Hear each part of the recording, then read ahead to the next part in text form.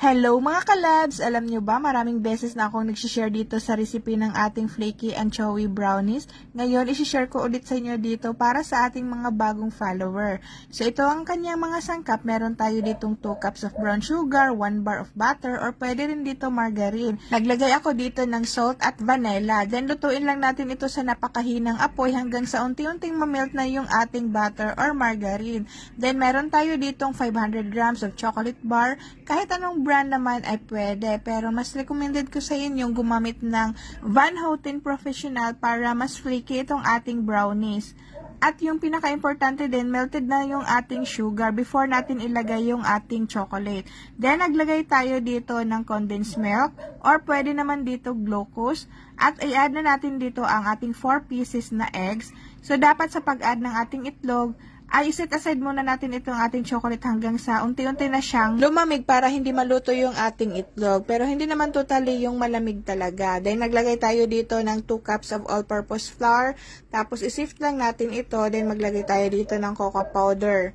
So isift lang natin ito hanggang sa wala nang makitang flour. At ma-mix all together na yan siya lahat. At while nag-prepare ako dito at nag-mix ako dito ay naka-preheat na yung ating oven. So, importante yun na mag-preheat sa atong oven before na to siya i-bake para diretso na ang ato ang pagkuan ba, ang ato ang trabaho. Para dili na nato siya pahulaton pa ang ato ang atong mixture. Then, ilagay natin siya sa ating 9 by 13 na baking pan.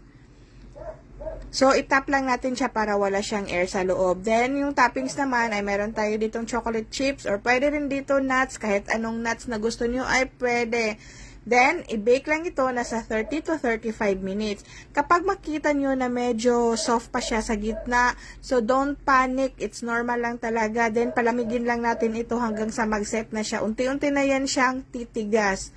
Then, i-cut na natin. Dapat magka tayo yung malamig na ang ating brownies para easy to cut na siya at hindi tayo mahihirapan at hindi rin siya easy tingnan. So, kinat ko siya nasa 1 by 1 ang kanyang sukat. So, ganito lang ang tama yung pagkakat yung hindi masyadong makapal at hindi rin siya masyadong manipis. At sa ating box naman ay meron tayo ditong 9 by 7 na box. Kasya dito ang 20 to 24 pieces ang kanyang laman na bite size.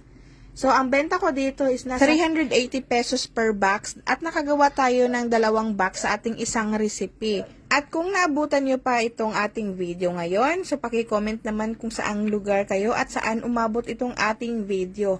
At kung gusto nyo pang malaman sa ating iba't ibang recipe ng ating mga bars, ay meron po akong private class. Sinishare ko na lahat doon yung ating mga recipe doon sa ating private class. So join na kayo habang mura pa yung ating registration. So i-PM nyo ako kung gusto nyong mag-join.